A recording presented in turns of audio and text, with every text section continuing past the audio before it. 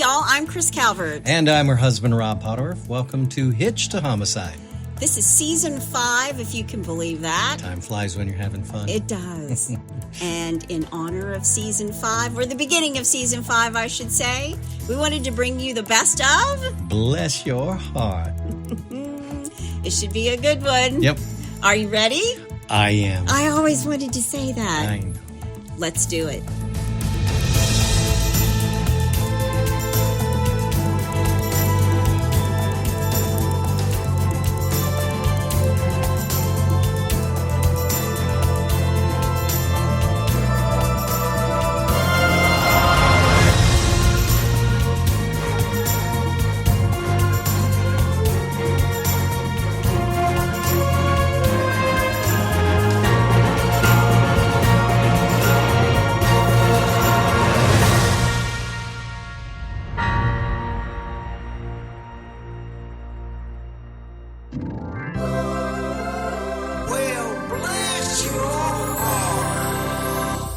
All right, number 1. This is from one of our In-Laws and Outlaws members. Oh, I love it. Yeah, Joy Knapp is her name. Thank you, Joy. Yes, Joy. Appreciate you sending this in. And this one is, I'm going to call it Snoregate. Snoregate. Yes. Okay. A Davis, California woman faces a February 23rd court date for violating the city's noise ordinance by allegedly snoring too loudly.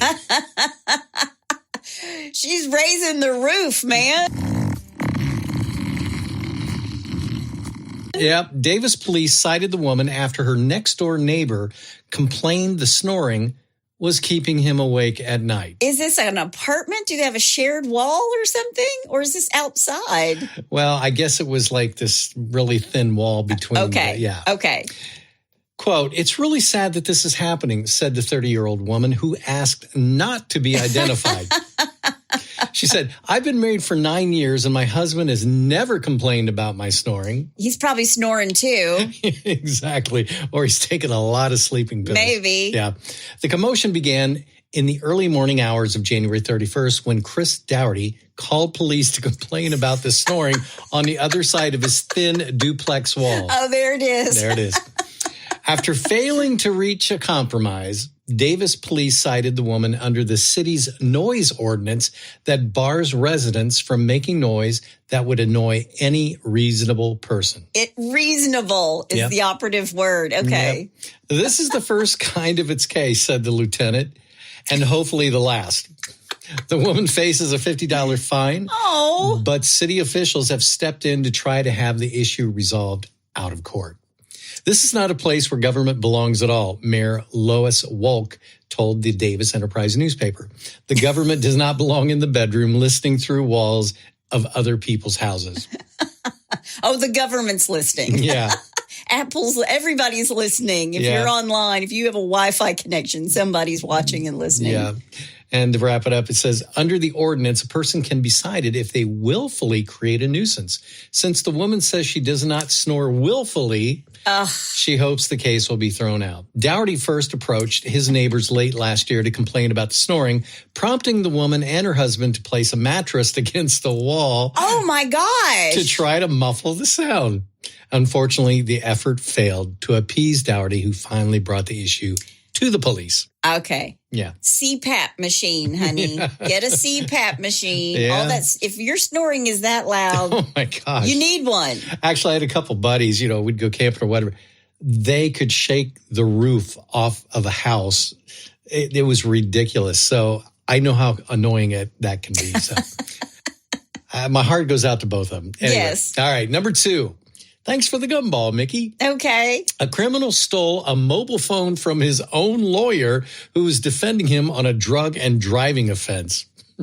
Just pocket that right here. That's it. Bobby Heath, 26, was caught on CCTV taking the cell phone. Okay.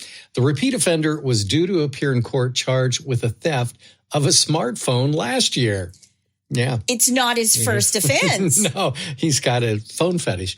But after a meeting between Heath and his defense lawyer, Charlotte Johnson, she realized that her mobile phone was missing and reported it to the police. Police officer David Pine was at the court, having been involved with Heath's drug and driving case, and reviewed the CCTV footage. Sticky fingers. Yeah. He saw the phone had been taken by Heath, who, had already left the building. Of course he had. Yeah, that's it. He's scramming. Inquiries to locate Heath eventually traced him to an address in Rochester, Kent. This is over in England. A few days later, and he was arrested by the police. Yeah, find my phone. Yep. Yep. So there you go. He's done. All right. And third, and finally. Okay. Stop or I'll pop the top. I don't know if I want to know what this is. No, this is a good one. A bungling armed robber tried to hold up a store, but was beaten up by a teenage shop assistant using a can of fizzy drink. David Januszewski, 24, tried to hold up a corner shop with an air gun and shot Jordan Athernaut, 19, in the face.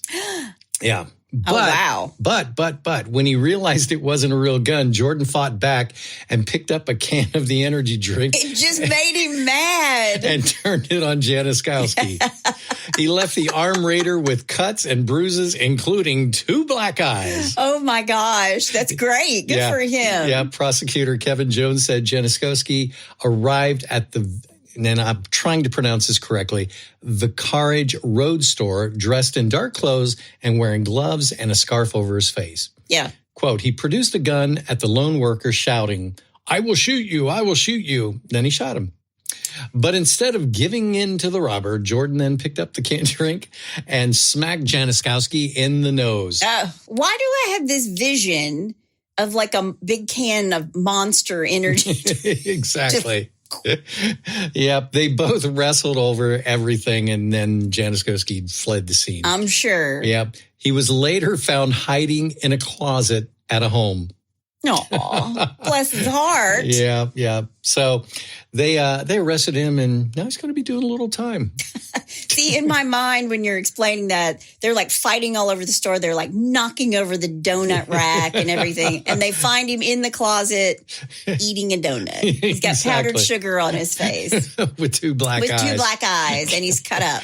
I just love the fact that the guy, he shoots him, and he's like, okay, now you just pissed me off. Oh, no, you didn't. You did not do that. You did not just do that. Picks up a Monster drink and smacks him right in the nose. Now you're going down. Love it. Now you're going down for sure. All right. We're going to start off with the first one called, it seems legit. Okay, 2 Florida men have been arrested after officials say they pretended to be federal marshals to walk around a resort without wearing masks. This was during the corona. COVID, Yeah. Wear your mask. Yeah. You're supposed to wear your mask. Walter Wayne Brown, he was 53, and Gary Brummett, 81. 81? Yeah.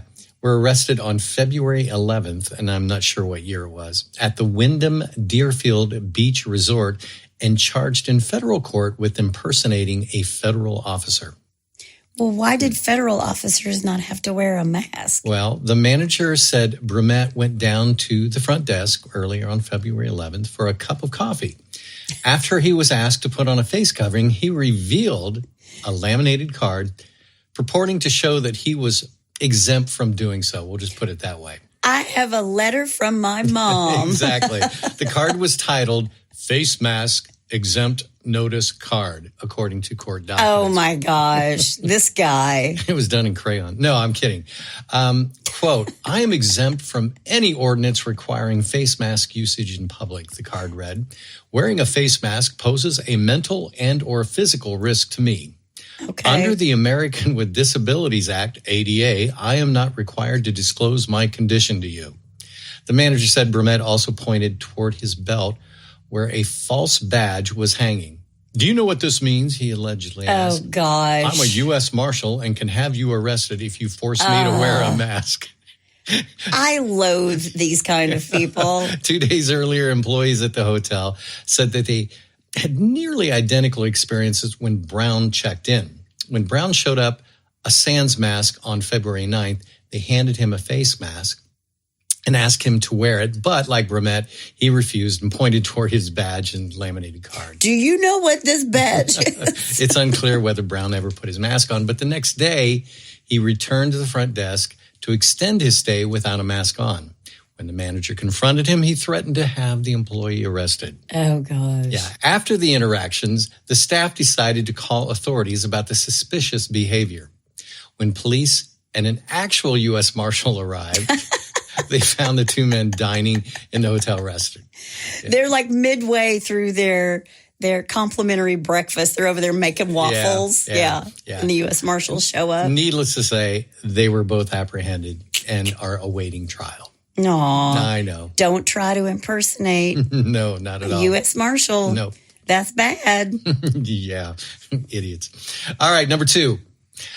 Hey, look at me. A bank employee in North Carolina could face decades in prison after FBI investigators say he stole thousands of dollars from a vault and posted photos of the cash on social media. Oh, my gosh.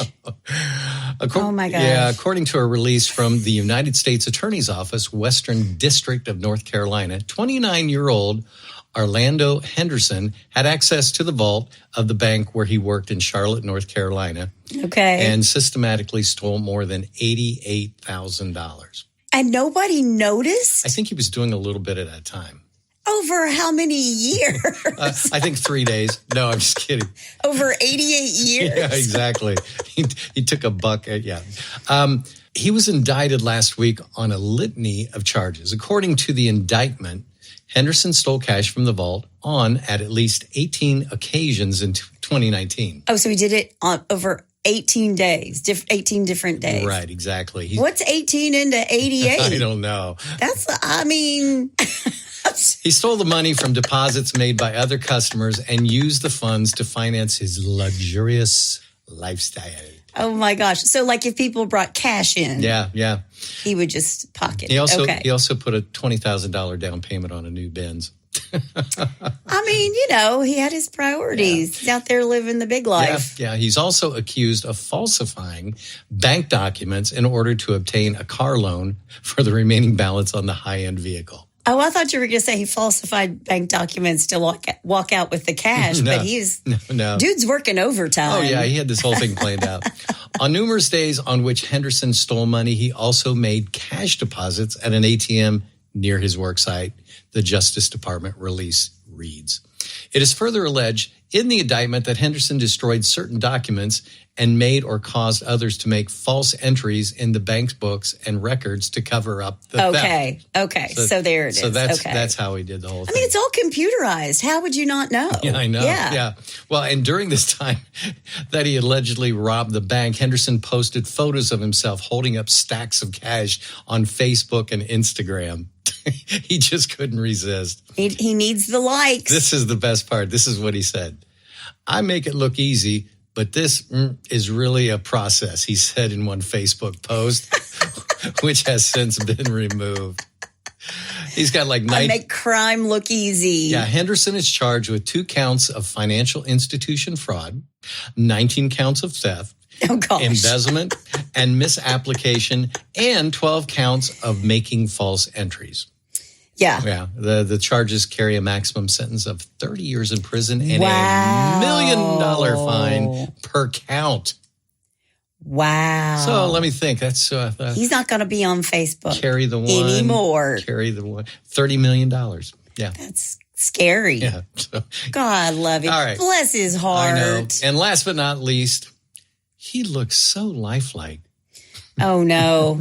Most criminals don't leave an image of themselves behind at the scene of a crime, but police in California say that is exactly what happened when an artist was recently robbed. Okay. The sketchy situation began last week in Riverside, California, after a man approached a caricature artist and requested one of the cartoonish renderings.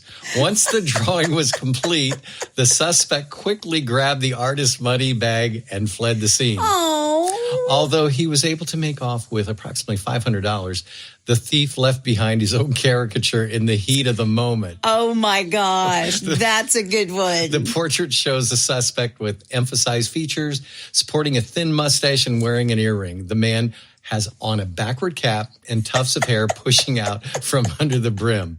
In a social media post, the Riverside Police Department described the suspect as a 5'1" black male with an average build in his early 20s. 5'1", it's Kevin Hart. I know.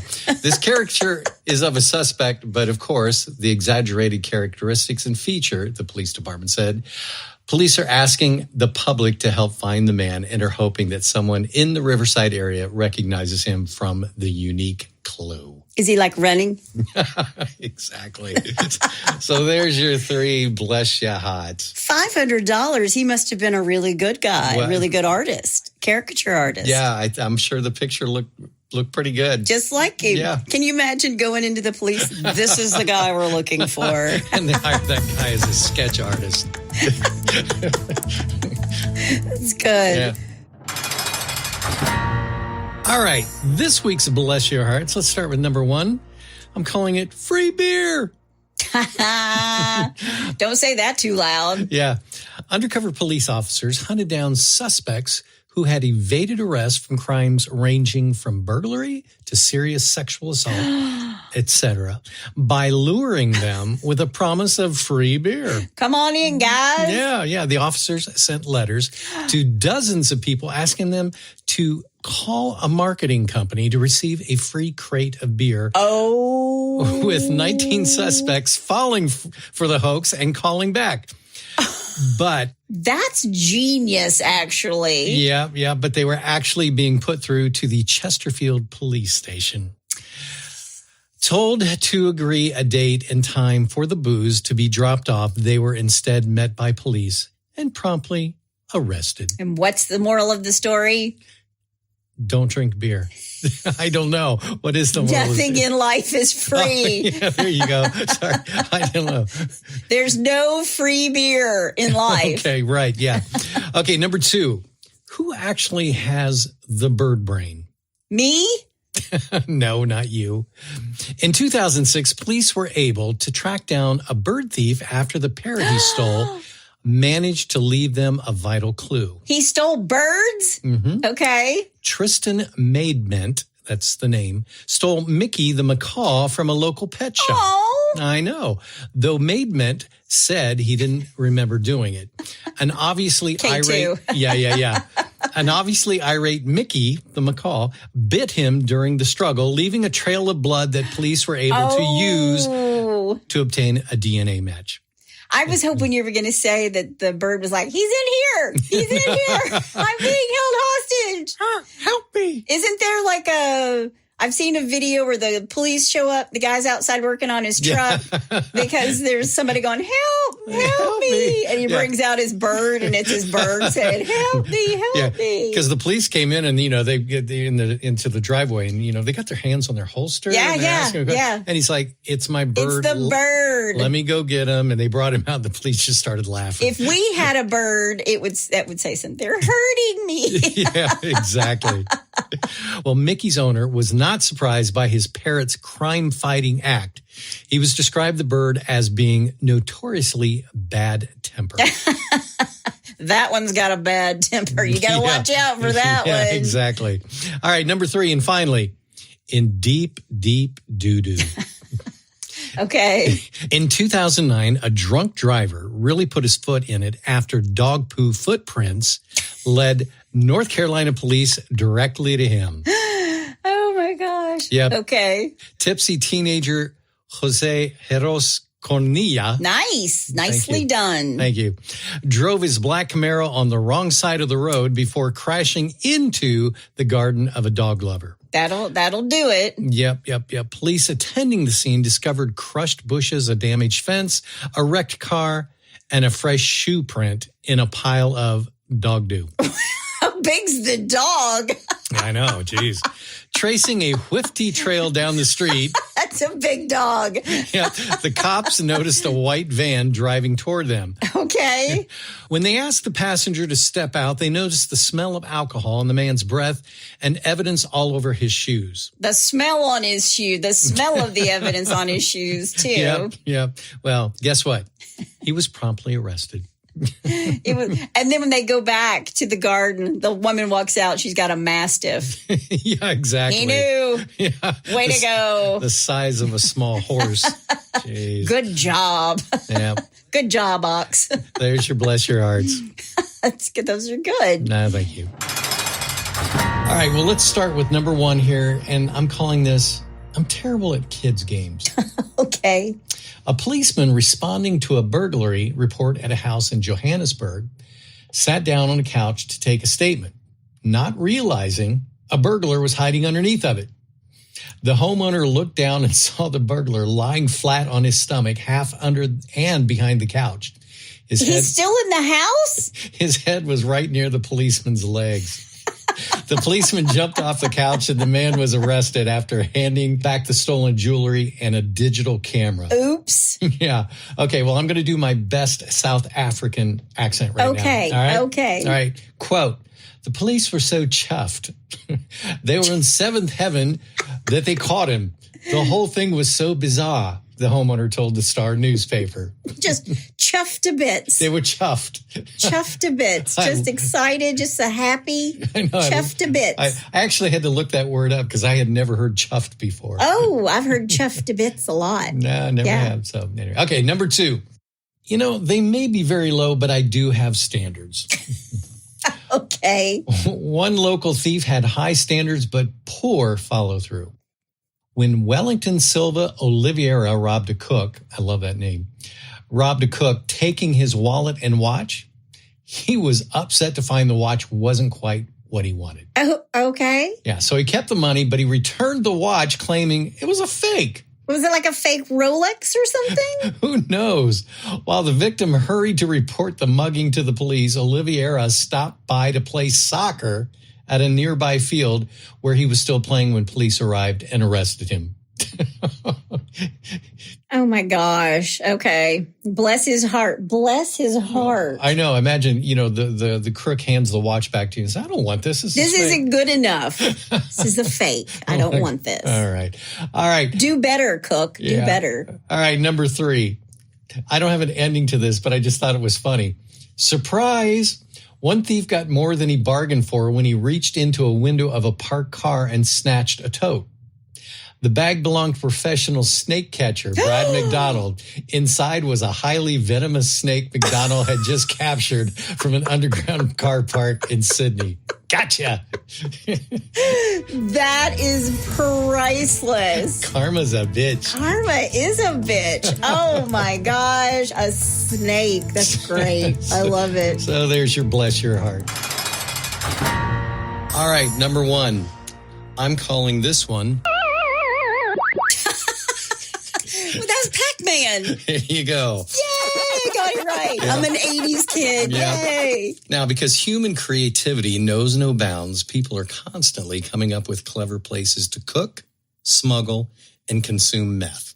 Okay. Yeah, most recently, in the steady stream of innovators is Georgia man Jared Fournier, who tried to pawn an old video game console with crystal meth stuffed inside the game cartridge slot. Oh, my gosh. Fournier took the console, an old Sega Genesis, to an American pawn shop around 5 p.m. on Friday, WALB News reports. Okay. He handed it over to the employees who appraised the console. Now, while checking, making sure nothing was amiss, one employee discovered the meth inside the cartridge slot and called Colquitt County Police. Fournier was arrested and charged with possession of crystal meth, at which point he couldn't really deny. So wait a second. Was it his crystal meth? Oh, yeah. Was he so high he didn't know he had shoved it in the Sega Genesis? Because then he's trying to pawn it off and he's getting rid of his stash. I'm sure he just put it in there to hide it and then forgot about it. If he's a crystal meth dealer, he probably has a ton of crystal meth. You know what I mean? Oh, he's a dealer, not just a user. I'm sure he is. Oh, okay. But the most important question is, was the Genesis in working condition? Was it? We don't know, but oh. Enough of it. That crystal meth. Does that old Sega Genesis still work? Yeah, exactly. That's what I was interested in. Yeah. All right, number 2. Sorry, wrong number. In an odd twist of fate, a man accidentally called 911 while choreographing a string of burglaries. New York Magazine reports 911 dispatchers in New Jersey got the call earlier this summer and listened bemusedly to the call that was clearly a butt dial. Okay. Yeah, it didn't take long for the conversation to get juicy as 2 male voices discussed plans to break into homes, empty drawers, and steal watches. That kind of juicy. Yeah. Okay. Later that day, authorities received a call from homeowners who claimed their dressers had been raided and $1,355 worth of jewelry had gone missing. Oh, wow. Yeah, thanks to the butt dial earlier in the day, police were able to pinpoint New Jersey resident Scott Robert Esser as the burglar. Oh, Scott. Yeah, Esser was pulled over and police discovered the jewelry in his car as well as a handgun and burglary tools. And now 911 dispatchers everywhere will think twice the next time they're tempted to ignore an obviously butt-dialed call. What is this? Have you ever gotten a butt-dialed voicemail where somebody accidentally calls you, you don't answer it, they don't realize, and then there's just like this long, like a 4-minute long voicemail. Yep. You can hear them talking to other people. They're talking to the checkout clerk. Or somebody. Yeah. All right, number 3, and finally, this is my favorite. Yin and Wang. Not yin and yang, but yin and wang. Yeah. An Austrian man just earned himself a 3-year sentence for a vicious crime of giving someone the wrong tattoo. Ooh. A 21-year-old woman strolled into the tattoo shop with hopes of getting a yin-yang symbol. What she got instead was a penis permanently drawn on her body along with a popular word that begins with F. While miscommunication often plays a part in tattoo mishaps, this definitely was not one of those situations. The woman described exactly what she was looking for, and the tattoo artist even drafted up a preview showing it to her before drawing what was supposed to be the same image on her body. Simple, right? Simple. Yeah. When she arrived home and took a peek under the fresh bandage, she then realized that he had given her something she didn't ask for. That's when she reported the incident to the police. If you find yourself asking why he would do such a thing, so did the authorities. And his response was, here it comes. Yeah. Just because. I thought you were going to say, no regrets, no regrets. It was going to be like no regrets or something like that. No, and in addition to his 3-year sentence, he will reportedly be placed in a center for, quote, mentally abnormal offenders, unquote. Mentally abnormal tattoo artist. Yeah, exactly. So that's your yin and wang. That's good. That's good. All right, number 1. I'm calling this, instead of soccer, how about sucker? I get such a kick about how you name these. Well, Okay. He's more than just a musician, folks. Oh, I'm a funny guy. Paul, just asking. Yeah, exactly. Paul Robert Benson, and I want you to remember that name, Benson. Benson. Yes, stole some items from a store in Belfast, Ireland. Oh, I love it when we go across the pond. We're across the pond for all these. Unfortunately for the hapless thief, his crime was caught on CCTV, and so was the Benson 22 written on his back. Oh my gosh, he's wearing his jersey. He's wearing a jersey. His athletic jersey. Yeah, from one of the soccer teams. Football. You better get that straight. Don't call it soccer. That's true. They call it football. He fled the scene after realizing he had been spotted shoplifting by the store employees. But when police watched the CCTV footage, Benson's identity was staring them right in the face. I mean, come on, man. That's not even a bless your heart. That's a come on, man. I know. The crook was arrested and pleaded guilty to theft when he appeared in court. Yeah, what was he going to say? I know. District Judge Mr. Mervyn Bates highlighted Benson's stupidity, saying he might as well have had a neon sign identifying himself. He was given a 12-month probation order. Oh, okay. So he didn't have to go to jail. No. And he's still wearing his footballer jersey all over the place. Yeah, probably on probation. Yeah. All right, number 2. Listen, I knew Betty Crocker, and you're no Betty Crocker. Rob says this to me all the time. I do not. 2 bungling drug dealers were arrested after they had the half-baked idea of buying 12 food blenders at once to speed up production at their $385,000 cocaine factory. Like a food processor? You got it. Okay. Suspicious supermarket staff tipped off police as neither Gavin Etchell or Thomas Davies, quote, look like cooks or bakers. They don't look like Betty Crocker. They don't. And officers found a well-equipped drug operation in a raid on Etchell's home. Prosecutor Roger Griffiths said 4 blocks of cocaine worth $385,000 were to be mixed in the $10 blenders with 5.8 kilograms of pain reliever benzocaine so the pair could increase their profits. They're cutting their cocaine. He said it was the purchase of the mixers by Davies in such quantities at the store that the suspicions of the staff were aroused and the police were informed. They go out with 10 pieces of equipment. They're like, something's up there. They're doing something. Yeah, these guys don't look like they're doing after-hour cooking classes. Yeah. All right, number 3. I think I can squeeze you in. Okay. A desperate clubber had to be rescued from an air vent after getting stuck trying to sneak into an Australian club. Oh, my gosh. Irishman Hugh McMahon, that is an Irish name right there, Hugh McMahon, has been forced to pay $1,800 in fines and damages after having to be freed from a roof near Sin City nightclub in Surfer's Paradise. How about that? Yeah. The 18-year-old was trying to get in. It was 18. Yeah. The 18-year-old. I know. Oh, the stupidity of the youth. Yeah. Yeah, I remember those days. The 18-year-old was trying to get into the popular night spot after being kicked out of the club twice that night, the first time after he was spotted sleeping on a couch inside. He just needed a place to lay his head. I know. Give him a break, please. Can you imagine he's laying there? It's like thump, thump, thump, thump all around him. How do you sleep through that? I don't know. I don't either. The teenager was on a 12-month working holiday when he broke into the roof space through a sliding door at the Promenade Apartments. So I'm assuming it was kind of adjacent to this place. And that's how we got up on the roof. That's my assumption. His plan was foiled, however, when he became stuck. He damaged the door's lock in his failed entry bid before becoming entangled in wires and stuck among pipes and internal struts in the cavity.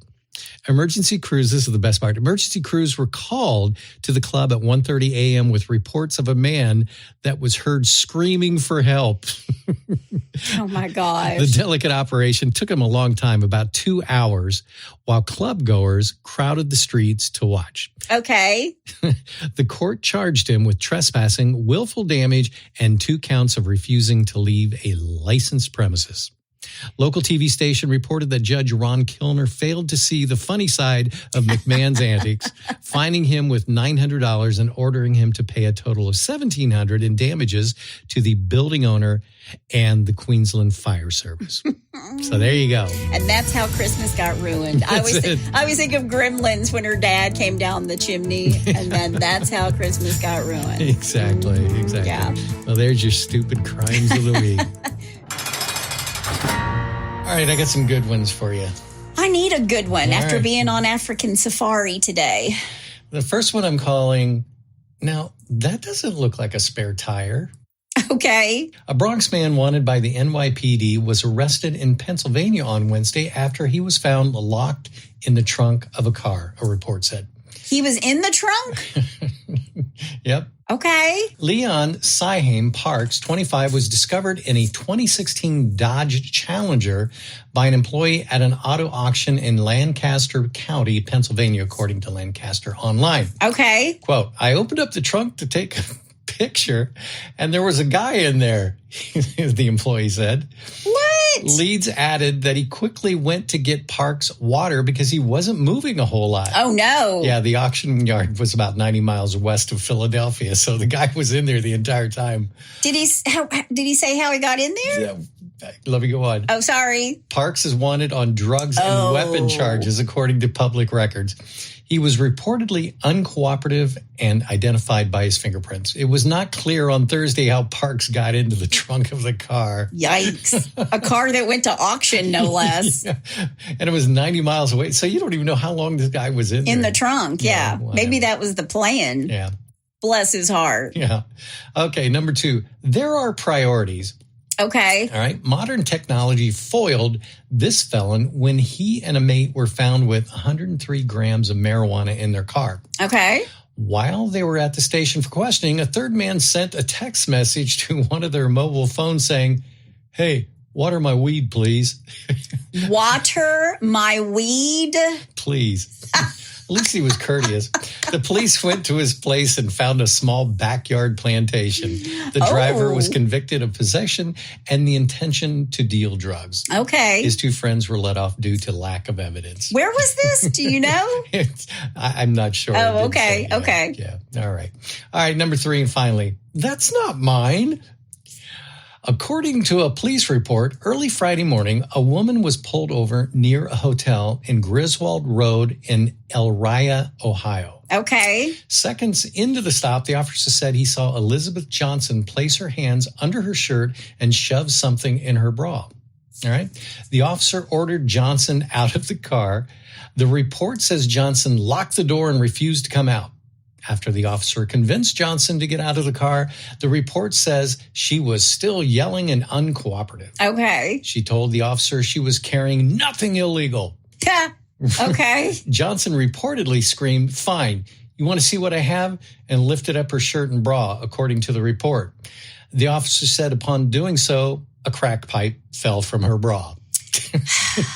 It's not Mardi Gras, honey. Don't show anything. Yeah, exactly. Oh my gosh. So there's your bless your heart. Oh, bless your heart. Don't try to stuff your crack pipe in your bra. Yeah. There are other places. Do not give anybody ideas. Don't do drugs, y'all. Yeah, don't do that. Just don't do drugs. All right, first one. I'm calling. No. That's my evil twin. You know, people always bring up the fact that you and I both go, no. We have friends who have said, do you realize that both of you go, oh, no.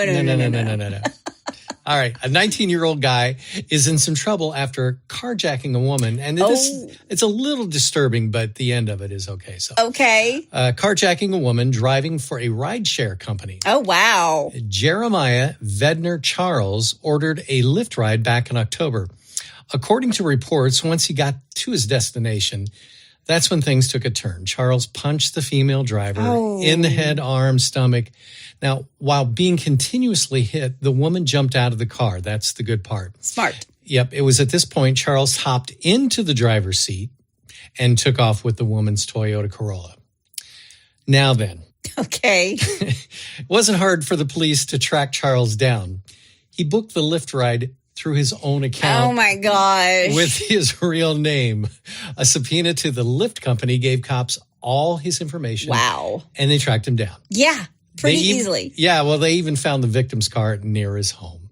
So he was arrested and serving time. Most of those have cameras in them. Yeah. Most of those rideshare places, Uber, all of them have cameras. Don't act a fool with your Uber or your Lyft driver. No. All right, number 2. I'm calling this one, maybe a little Prevagen would help. Now he's making fun of me. No, not. Got to take my Prevagen so I can remember stuff.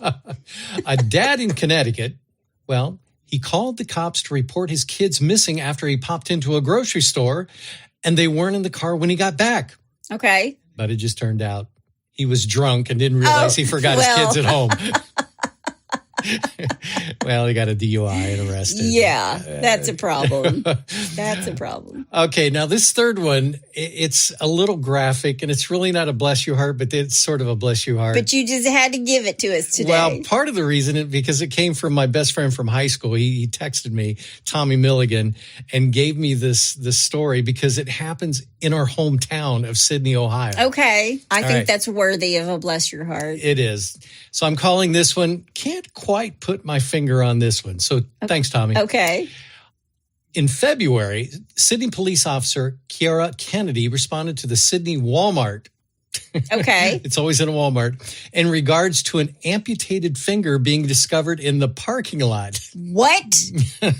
Yeah. Upon arrival, the officer recovered what appeared to be an amputated finger. Ooh. Yeah. Investigators transported the finger to the Montgomery County Coroner's Office, at which point it was confirmed that the finger was, in fact, a human finger, likely that of a white female. Oh, wow. Now, as of date, no medical providers can provide information that links the fingers to any recent patient. Did they fingerprint the finger? Well, I don't know that. but this is where this is why it's a bless your heart. This is actually a bless your heart for the police department. The police department at this point does not have any reason to believe, wait for it, the finger's amputation was a result of any suspicious actions. What? It's not suspicious that there's just a random finger in the parking lot? Yeah, exactly. Of a Walmart. I thought you were going to tell me it was like a rubber finger or something that somebody found. No. However, until explanation can be established of how the finger came to be at the parking lot of the Walmart, this case will remain open for all investigative leads. Wow. If you've lost a finger, come forward. Yeah. I do have a number for anyone that may have any information of that. You can call the Sydney Police Department at 937-498-2351 or leave the information with Crime Stoppers at 937-492-8477. You never know. Somebody might hear this and know something. Yeah. So, but it's not suspicious. Well, you know what I say? Bless her heart. Whoever lost the finger, bless her heart. I know. Somebody, did she get her finger caught in the door? I don't know. Well, I always think about, they talk about people getting their finger cut off for jewelry. Oh, yeah. That's like a mob thing. Yeah. You want the rock, you just take the whole finger. Yeah. Well, that took a dark turn on the bless your heart. Sorry, wow. Thanks, Tommy. Thanks for that, Tommy. All right. First one I'm calling, yeah, right. Okay. John, and I'm going to try to pronounce his name correctly, Camparetto. It's been a rough day for names. Yeah. John Camparetto, that's his name. A retired police chief was threatened with a pistol when he left a men's room in Pennsylvania. He's leaving the men's room? Yeah. Okay. Yeah, he was walking out and he got a pistol drawn on him. Okay. The 19-year-old robber took cash and mobile phones from him. Okay. What he didn't know, in the vicinity, there had just stopped 300 policemen who were there to attend a seminar. A former police chief got there, helped, and gave the robber a tough chase. The young robber had no chance and was caught before he could escape in a taxi. Now, here's the kicker. Upon arrest, he gave a ridiculous statement by saying, "I'm harmless." I'm harmless? Yeah. You're just in the wrong place at the wrong time, buddy. Oh, he's carrying A, he pulled a gun on a police officer. Yeah. B, there's 300 of them there. Yeah, exactly. That's tough luck, man. Yeah, that's a bad day. All right, number 2, TMI. Too much information. You got it. A 23-year-old drug dealer wanted to get caught. At least it looks like that. Okay. At a border crossing in Germany, a young Polish citizen put a momentous question to German officials. They don't mess around now. No, here's what he asked them. He wanted to know whether an old warrant against him from North Rhine-Westphalia, a German state, is still valid. Hey, guys, am I still wanted? Yeah. Unfortunately for him, it was valid nationwide and not just in North Rhine-Westphalia. The border guards took the dealer immediately. Of course they did. Yeah. He's now serving a prison sentence of 1 year and 3 months. That's the easiest arrest they made all day. Yeah. Am I on your list of felons? Yeah, exactly. Still a warrant out for me? Yes, sir, there is. Just stupid.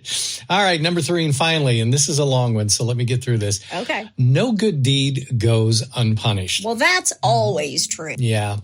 An alleged drunk driver unwittingly handed himself over to Nebraska police when he reported someone else traveling in the wrong direction. Oops. As it turns out, he was the culprit. Yeah, he was going the wrong way, thinking that everybody else. Mm-hmm. Yeah. The man told dispatchers that someone was driving a truck on the wrong side of the Highway 77 in Lancaster County, nearly ran him off the road. Get these kids off my lawn. Yeah, that's what Lancaster County Sheriff's Office Facebook said. Now, when a deputy pulled the man over just moments later. The driver immediately realized what he had done. Yeah. Officer, do you know why I stopped you? The officer asked. The driver's blood alcohol content was over twice the legal limit. Yeah. Yeah, because I was on the wrong side of the road. Yes, you were. Yeah, the man responded, chalking the error up to a missed exit. So he turned around. He misses his exit, turns around and goes down the wrong way of the street? Yeah. The man, I know, you can't make it up. The man instantly confessed to calling 911 on himself when the deputy realized who he had in custody. Yeah, because I thought someone was on the wrong side of the effing road, bro, he said. At least he owned up to it. Yeah. But it turned out it was you, asked the deputy. Yep, like a dumb the driver admitted. Again, he gets points for honesty. Yeah. Jeez. Yep. Wow. That's what happens. You tell on yourself, man. I know. Well, bless your hearts. Don't drink and drive, y'all. Man. Don't do it. Yep. Don't do it. All right, number one. Food fight. You ever been in a food fight? No, I have not. Kris has been in a food fight. but that's a whole nother story. That's a tale for another day. Well, when you hear about a food fight, you might think about an elementary school lunchroom. But today's dumb criminal is an elderly woman who incited a food fight at a Golden Corral restaurant. Oh, I thought you were going to say a nursing home. No. But now she's in trouble with the law. The Golden Corral. Yeah. According to a WITN, a 64-year-old woman intentionally bumped into another man in his 60s in line at a North Carolina restaurant. Sure enough, surveillance videos shows the woman cursing at the man, grabbing his shirt and shoving him against a wall and slapping him. What? Yep. She actually assaulted the man and another woman in line. Plates were thrown. One woman ended up on the floor and police were brought in to investigate. There was only one steak left on the food line at the Golden Corral. Well, it turns out the woman went berserk because the man and woman she attacked had gone around her in line to pay. Well, but they wanted to pay while she was filling up a drink. Old Lady Anger Pants was jailed on 2 counts of assault and battery, all because she couldn't wait an extra minute to pay for her dinner. Don't cut line, man. Yeah. Note to self, never go to a bingo parlor with this woman. Makes me think like if she had a little cane, she'd be like, oh my gosh. All right. Number 2, pay no attention to the man behind the curtain. Okay. A Florida man wanted by cops tried to throw them off by placing a big sign outside his house reading, Johnny Yates does not live here. Nothing to see here. It didn't work. Move along. Yeah, it didn't work. Yates, 41, who was wanted by the Polk County Sheriff's Office on aggravated battery, false imprisonment, and tampering charges, was eventually locked up. Now, here's how it happened. Okay. Deputies showed up at Yates's Lakeland home around 2:45 p.m. on Saturday after getting a tip that he was holed up inside. Yeah. When the deputies arrived, they noticed a note written on a dry erase board in front of a window that said, Johnny Yates does not live here. Gee, a dry erase board never lied to us before. Should we believe it? They said, yeah. Enough was enough. And the surrender smoke, that's one of those little smoke bombs, was dispensed inside the house and 4 people exited the home. Oh, wow. But no Johnny. All right. Did they not knock on the door first? I'm sure they did. Deputies called out some more, but still no response from Johnny. So a second helping of a surrender smoke was put inside the home to waft around a bit. That stuff is strong. Yeah, but yet still no response from Johnny. He doesn't live there. I guess he doesn't. Finally, deputies and a canine, Dexter, the dog, entered the house and located Johnny, who was hiding in a modified chest of drawers. All right. He's in the drawers? He's in the drawers. Okay. Yeah. Johnny was arrested and taken to jail. Sorry, Johnny. Yeah. The officer said the 4 people who were initially holed up in the house with Yates were also dealt with. Here's what they said. In regards to the 4 people who weren't cooperating with deputies, each one received a parting gift, a charge of resisting, and an all-expense-paid trip to Grady Judd's bed and breakfast. Polk County Sheriff Grady Judge, that is. Oh. How did they, I don't know how they survived 2 smoke bombs, but okay. Well, this 4 came out right away. They're like, hey. Oh, they came out right away. Yeah. Okay. They just couldn't find Johnny. Yeah. Okay, number 3. She didn't seem all that concerned about exposure. I have a bad feeling about this one. Oh, it just gets really bad. A Florida woman who was busted for having sex outside a hospital was pictured wearing a surgical mask in her mugshot amid the breakout of the coronavirus pandemic. Oh. Yeah. Anne Marie Tucker, 45, was arrested earlier this month and charged with a misdemeanor of trespassing and exposure of sexual organs. As she, yeah. And her partner was also Albert Singletary, 37. Yeah. Their genitals were allegedly on full display to the public during the tryst, which happened across from St. Anthony's Hospital in St. Petersburg. Oh my gosh. Yeah. You said genitals. I am a 14-year-old boy. Tucker pled guilty to both counts and was released on March 10th for time served, jail records show. Yeah. Yeah. So it's very ironic that they're out having public sex in front of everybody out in the open, but yet she's going to wear a mask to her mugshot. Well, she didn't want to get sick. Yeah. She just wanted to have sex. Well, there's your bless your hearts. Well, bless your heart. So there you have it. Some of our favorite bless your hearts from episodes past. And bless their hearts. I know. And bless your heart. Well, bless your heart. No, bless your heart. That's all we have today. That's my amazing husband. And that's my beautiful bride in the same room with me. Join us next time on Hitch to Homicide. Bye, y'all.